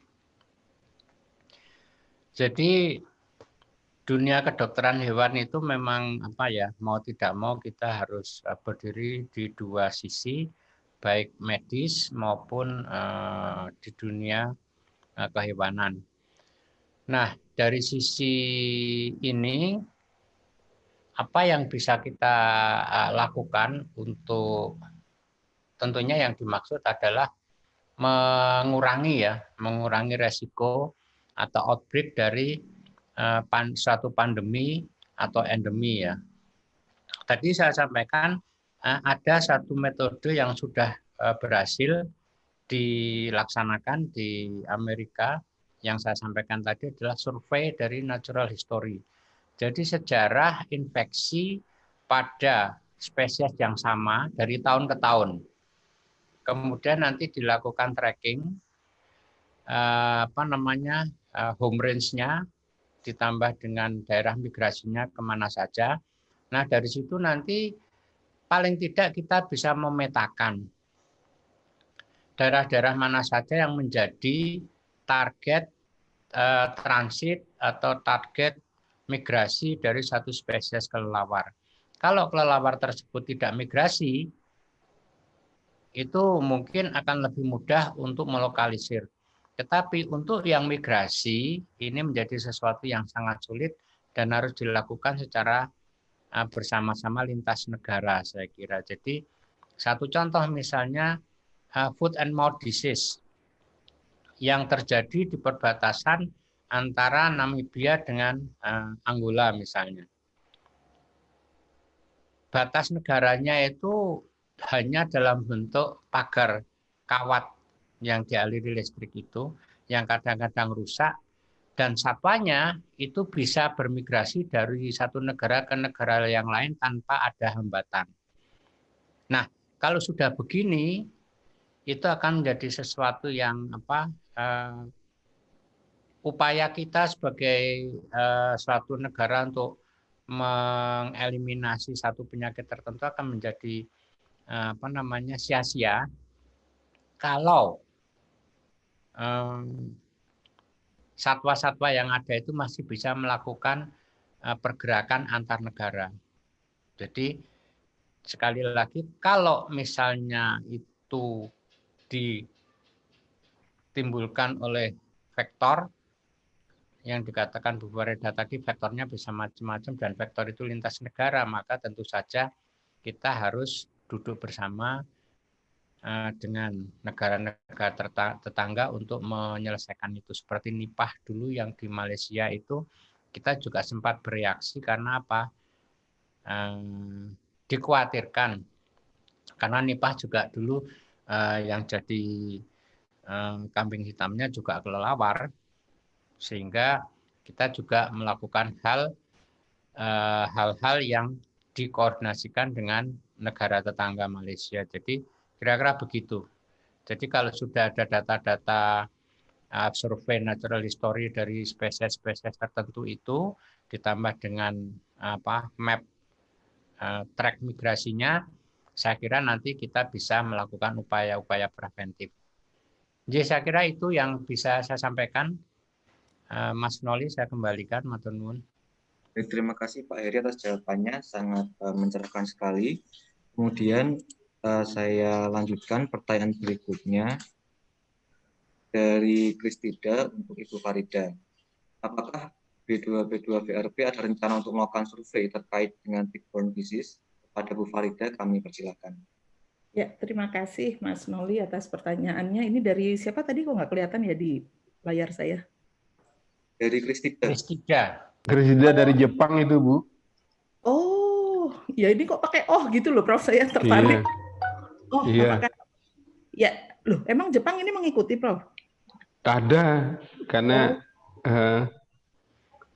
ya baik, saya jawab. ya. Baik, terima kasih atas pertanyaannya. Ini sangat menarik. Jadi memang kita bilang bahwa tick-borne disease, ticks atau caplak, kita bahasa Indonesianya itu dikenal bisa terinfeksi oleh bakteri, virus, atau parasit. Nah, ini menarik. Beberapa penyakit yang bisa ditimbulkan caplak itu contohnya Lyme disease, kemudian babesiosis, kemudian ada tularemia bahkan. Nah, kemudian demam caplak juga kita sebut ada seperti itu. Nah, menarik tick ini, kalau di Salatiga, pertanyaannya kan di Salatiga dipelajari atau tidak. Jadi begini, Bapak Ibu, ini menarik. Kita tahu bahwa di Salatiga itu dari A sampai Z terkait tikus itu diambil atau dikaji. Jadi kita bukan hanya mendeteksi penyakit pada tikus, tapi kita juga ada ahli taksonominya, jadi keberagaman tikus. Kita juga mengoleksi ectoparasites pada tikus. Seperti yang kita ketahui, ada 5 jenis ektoparasit pada tikus, diantaranya ada fleas atau pinjal, dia vektor. Jadi ektoparasit itu adalah vektor. Jadi ada flea atau pinjal, kemudian ada tungau atau mites, kemudian kutu atau lice, kemudian ada caplak atau tick, dan juga ciger atau larva tungau. Nah, kesemuanya ini, kelima-lima ektoparasit ini memiliki potensi sebagai vektor penyakit banyak zoonosis. Nah, kalau di saat ini yang di Salatiga yang dipelajari baru fleas dan beberapa, tetapi untuk tick terus terang karena memang kami di Salatiga itu juga istilahnya melayani program, dan memang penyakit tular caplak atau tick-borne disease ini belum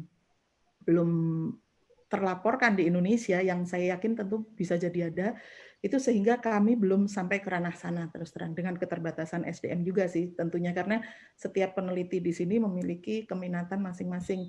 Siapa tahu dengan adanya trigger atau masukan ataupun informasi yang diberikan bahwa sebenarnya katakanlah misalnya Indonesia ini hotspot juga loh, atau juga potensi juga untuk penyakit-penyakit kayak Lyme disease atau tularemia yang sangat bahaya juga, itu tentu saja perlu kita cari sebenarnya. Itu jawaban saya. Jadi jawaban kami adalah bahwa saat ini caplak variasinya atau jenisnya saat ini dikoleksi di Salatiga dan sudah kami identifikasi, tetapi terkait penyakitnya belum. Terima kasih.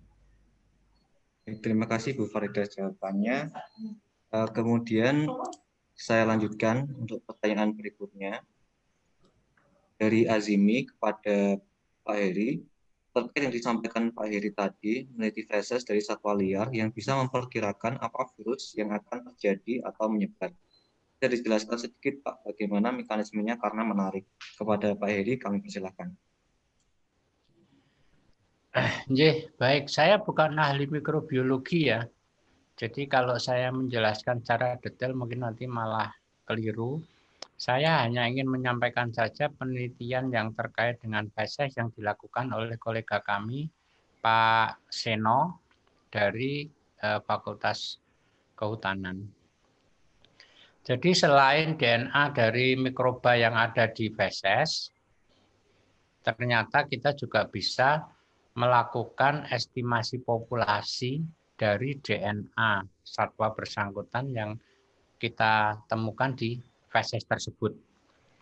Jadi mekanismenya bagaimana? Mekanismenya itu biasanya itu secara teknis detailnya nanti bisa dilihat di protokol. Saya yakin protokolnya ada untuk ini. Jadi kita hanya mengkoleksi lendir yang ada di di feses untuk diambil DNA-nya. Tetapi kalau untuk mikroorganisme tentunya ya kita harus menganalisis apa saja yang kita jumpai di feses itu, kemudian kita align dengan gene bank-nya, mestinya begitu ya. Tapi kalau untuk yang estimasi populasi karena terkait dengan DNA dari satwa yang bersangkutan itu dari dari lendir yang ada di feses itu mungkin bisa digunakan untuk mendeteksi atau mengidentifikasi sekuens DNA dari organisme yang diteliti. Dan Prof. Wayan sebagai ahli biologi molekuler saya kira juga nanti bisa menambahkan ya, karena ini ranahnya Prof. Wayan dan saya hanya menekankan pada resiko yang muncul dengan tingginya biodiversitas satwa liar yang kita miliki. Jadi kalau untuk lebih yang aspek teknis mungkin nanti Prof. Wayan bisa menambahkan ya, dan memang sangat menarik terkait dengan studi-studi biologi molekuler yang bisa kita lakukan di sini. Jadi dari feses kita bisa menganalisis DNA, bisa juga hormonal. Jadi salah satu kolega kami juga meneliti hormon dari feses. Jadi ini merupakan satu metode non-invasif yang bisa dilakukan menggantikan metode sebelumnya yang harus diambil dari darah. Saya kira saya hanya bisa menjawab itu daripada nanti saya salah, dan mungkin Prof. Wayan atau teman-teman yang memiliki keahlian biologi molekuler bisa menambahkan di sini.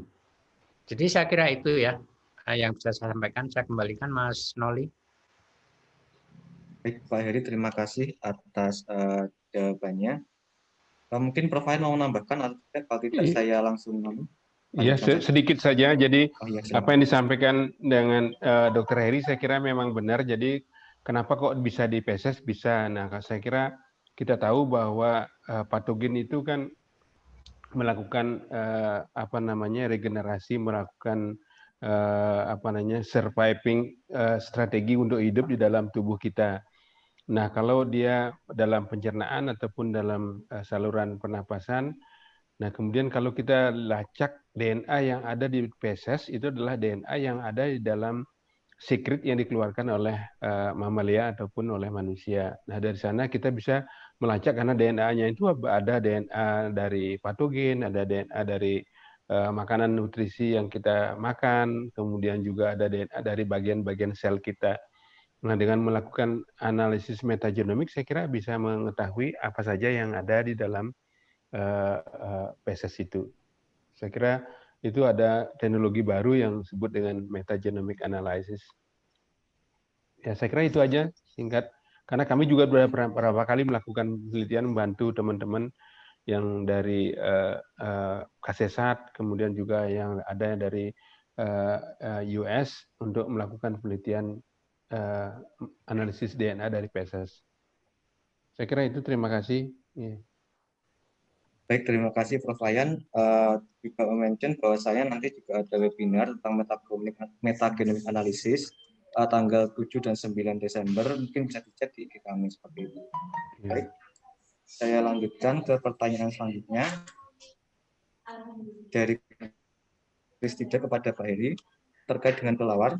Bagaimana resiko penularan virus dari kelelawar ke manusia melalui buah yang sudah dimakan kelelawar, misalnya mangga, codotan. Kepada Pak Heri, kami persilakan. Oke, ini pertanyaan yang menarik ya. Jadi resiko kita memakan sisa dari kelelawar itu sangat tinggi. Itu yang terjadi pada kasus Nipah yang ada di Malaysia. Jadi Nipah itu awalnya muncul ketika, kalau saya tidak salah itu anak kandang yang mengkonsumsi buah sisa dari kelelawar. Karena itu virus ya. Virus ya, kalau sudah, kita kan punya port di entry yang cukup bervariasi ya, dari mata, kelopak mata, hidung, mulut, luka misalnya. Sehingga kalau sudah begitu, kalau virus ya sudah cepat sekali. Jangan virus, bakteri misalnya kayak Leptospira itu, saya sendiri dulu sudah koma hampir titik karena Leptospira. Jadi itu penyakit yang bakteri tetapi sangat sangat menggelikan juga. Kenapa saya bisa kena Leptospira? Jadi waktu itu kolega dari Rumah Sakit Cipto Mangunkusumo telepon saya ketika saya terkapar, badan saya sudah kuning semua, mata saya sudah kuning semua karena Leptospiranya menyerang liver bukan yang ginjal ya. Saya ditanya, loh Pak Heri apa punya aktivitas yang seperti pemulung? Saya bingung. Loh, kegiatan apa ya? Saya ingat lagi lah. Saya kan sering ke alam. Saya kering ke hutan. Saya juga pada saat 1 minggu terakhir sebelum saya terkapar itu saya kerja bakti membersihkan selokan di perumahan. Nah, tadi dikatakan Bu Farida bahwa tidak hanya urinnya, bahkan tanahnya pun bisa tercemar oleh Leptospira. Jadi saya kira itu bakteri dan bisa menginfeksi saya hanya karena pada saat itu sarung tangan karet yang saya pakai itu sedikit berlubang di ujung kuku. Dan saya ingat habis kerja bakti kita makan nasi Padang. Tahu sendiri tuh kalau makan nasi Padang pakai muluk, pakai tangan, nggak pakai sendok. Saya sudah cuci tangan, saya merasa sudah bersih, saya cuci pakai sabun. Tapi mungkin bersembunyi di balik kuku saya juga tidak tahu sehingga saya akhirnya terkena leptospirosis. Itu bakteri, apalagi kalau virus. Jadi kalau sudah dimakan codot, ya sebaiknya kita relakan saja. Saya kira itu ya jawaban saya. Terima kasih untuk ini Mbak ya, Mbak Kristida ya. Iya, muridnya Pak Eri. Iya. Dia di Jepang. Kristida di Jepang tuh ini. Iya. Iya, di Hokkaido, Pak. Oh, ini ada yang Nggih. Di Jepangnya di mana Kristida beli? Di Hokkaido. Oh, di Hokkaido. Oh, ya salam keceteran ya Mbak Kristida. Nggih, itu jawaban saya. Matur nuwun. Terima kasih Pak Heri atas jawabannya. Saya answer. Kemudian pertanyaan selanjutnya ditunjukkan kepada Ibu Farida dan juga Pak Heri dari Elva Armelia. Jika suatu saat kelelawar itu menghinggap di rumah, bagaimana virus itu bisa ditularkan ke manusia? Dan peran mahasiswa menghadapi situasi seperti ini bagaimana ya Pak? Mungkin Bu Farida atau Pak Heri dulu dipersilakan untuk menjawab. Monggo Bu Farida dulu. yang ditanyakan bagaimana ya Pak? Bapak dulu. Ya, monggo. Silakan Bu Farida. Oh, baik. Mohon izin nanti gongnya Pak Heri nggih. Jadi Pak Heri sebagai gong nanti jawaban ini. Jadi untuk kelelawar yang menghinggap di rumah bagaimana virus itu bisa ditularkan ke manusia dan peran mahasiswa menghadapi situasi seperti ini bagaimana ya Pak? Oh, kalau ya Pak itu berarti Pak Heri. Kalau saya memang ada beberapa kasus kelelawar itu bisa masuk di rumah tetapi tidak untuk niatan dia beristirahat bertengger. Karena sebenarnya kelelawar itu bertengger akan bergerombol. Nah, sebenarnya untuk siklus virus itu bisa berada di suatu tempat, tentu saja kemungkinan tertinggi ketika banyak jumlah virus atau banyak jumlah reservoir yang berada di sana. Katakanlah jika hanya satu dan kemudian dia hanya lewat, tentu akan less risk ke human-nya atau ke manusianya. Tetapi misalnya manusianya itu datang ke gua di mana tempat itu banyak kelelawar beristirahat, tentu saja itu apabila ada sirkulasi virus di situ tentu saja berbahaya. Nah, jadi kalau misalkan tadi ditanyakan lagi, kemudian bisa ditularkan ke manusia bagaimana? Seperti yang di slide yang nanti kami akan share, di situ bisa dilihat bahwa benar kata Pak Heri, pintu masuknya macam-macam. Bisa dari langsung dan tidak langsung. Tadi kalau langsung, juga bisa juga dari menggunakan vehicle atau makanan misalnya. Tadi seperti buah untuk nipah. Itu kalau kelelawar umumnya seperti itu. Memang misalnya ketika ada buah yang tergigit oleh kelelawar, kemudian dia mengandung memang virus, dan kemudian kebetulan masuk dan kita memang susceptible, ya kita bisa saja sakit. Nah, karena apalagi tadi disampaikan juga, kami sampaikan juga bahwa kelelawar pemakan buah itu juga potensinya banyak terhadap virus. Gitu, Bapak Ibu. Jadi kalau misalnya hinggap saja dan tidak merupakan suatu aktivitas dia istirahat, saya rasa kemungkinannya kecil. Jadi dia hanya sekedar singgah atau lewat, dan kalau kecelakaan masuk ke rumah, biasanya memang dia kan nokturnal, jadi sebenarnya jarang sekali ya kalau mungkin itu masuk ke rumah yang biasa terbuka di malam hari. Demikian. Pak Heri, monggo. Terima kasih. Enake wong tua ngono lho wis dijawabke karo Bu Farida, saya tinggal ngegongi. Baik, jadi meskipun dikatakan Bu Farida tadi kurang, tapi ya konteks kurang tetap ada resiko ya, Mbak Elva. Jadi memang benar kalau misalnya rumah itu ditinggali kelelawar itu memang jarang ya, apalagi sekarang kita itu pakai usuk itu rata-rata kalau nggak bersih kayu. Jadi tidak bisa digunakan sebagai sarang oleh kelelawar. Tapi kalau zaman dulu ketika saya kecil itu kan usuk rumah itu pakai bambu. Nah itu kadang-kadang mereka tinggal di situ. Jadi sekali keluar sore hari itu bisa sampai 20-30 ekor itu dari usuk-usuk itu yang kelelawarnya itu keluarannya kecil-kecil. Paling cuma sekitar 10 gram, 15 gram gitu keluar gitu, nanti makan buah masuk lagi ke situ pada siang harinya. Tetapi kalau untuk sekedar lintasan, dan itu memang betul terjadi, kalau mau melihat sampai hari ini pun di rumah saya itu masih ada satu usuk yang setiap malam dipakai untuk nongkrong kelelawar sekedar makan di situ. Kenapa dia sekedar makan? Dia tidak tidur di situ, tetapi setiap hari dia ninggal kotoran dan ninggal sisa makanan di lantai. Dan di tempat yang sama tidak pernah pindah. Bergerombol nggak Pak? Enggak bergerombol. Jadi cuma yang nggak tahu, dia mungkin merasa homey atau merasa nyaman di satu tiang usuk itu. Setiap hari dia pasti datang ke situ. Pernah suatu saat katanya kalau bau kapur barus, dia takut. Ya sudah, saya pasangi kapur barus. Selang beberapa hari kapur barusnya jatuh, dia datang lagi ke situ. Terus katanya dikasih batang pohon salak karena ada duri-durinya itu. Ternyata dia tetap saja bisa menghindari itu dengan hanya sekedar berpindah ke usuk yang sebelahnya lagi. Jadi dia memang ya sudah, memang dia homey di situ dan setiap hari harus ngepel sisa kotoran dan sisa makanan yang ada di situ.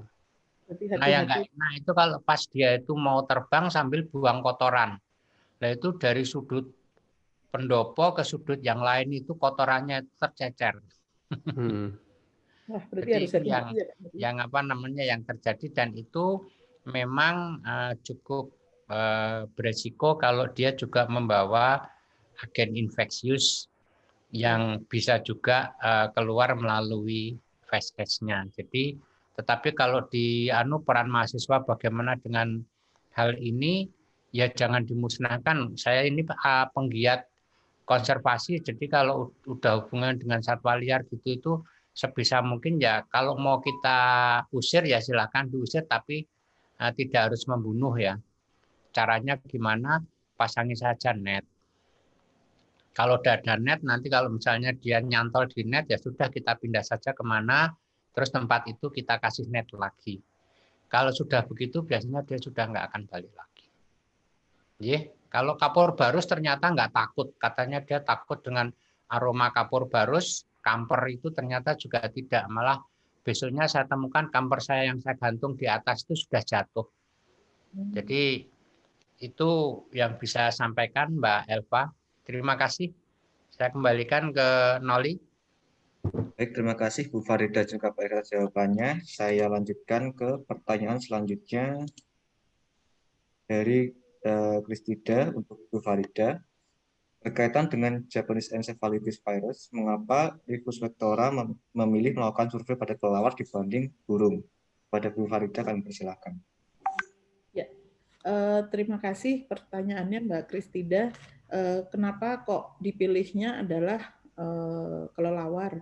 Karena memang dari tujuan Ricus vectora sendiri itu lebih melihat ke hewan-hewan liar yang ada di 3 ekosistem. Jadi Ricus vectora itu melihat ekosistem pantai, ekosistem perumahan masyarakat, ekosistem masyarakat, dan kemudian hutan. Nah, kenapa kok kelelawar? Yaitu tadi karena kita melihat bahwa kelelawar itu banyak sekali jenisnya dan liar, kemudian punya jelajah terbang yang tinggi seperti halnya tikus. Jadi kita melihat hal-hal yang ada di lingkungan. Kalau misalnya burung itu tidak kita include-kan di vectora karena memang dan yang umurnya panjang juga. Ya, dan umurnya panjang. Kalau burung umurnya pendek ya, Prof. Saya nggak dalami burung. Kelelawar bisa 40 tahun, Bu. Oh iya, luar biasa ya, Prof. Tapi hebat dia bisa survive untuk bisa lama. Jadi memang kenapa memilih itu karena begitu, karena dia dikenal memiliki banyak virus yang bisa dikandung dan juga atau agen penyakit, bukan hanya virus tapi bakteri juga dan yang lain. Kemudian juga itu tadi berada di alam liar. Terima kasih.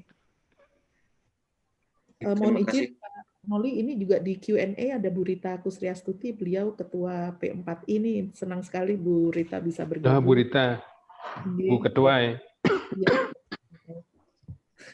Bu Ketua. Baik, terima kasih Bu Farida atas pertanyaannya. Ini saya lanjutkan dulu untuk pertanyaan di channel dari Kristida juga kepada Bu Farida tentang bagaimana resiko munculnya yellow fever di Indonesia. Kemudian yang kedua terkait dengan West Nile virus. Virus ini pernah terdeteksi di Indonesia baik dari pasien maupun vektor. Pada Bu Farida kami persilakan. Ya, terima kasih Mbak Kristida, ini sangat-sangat ini ya.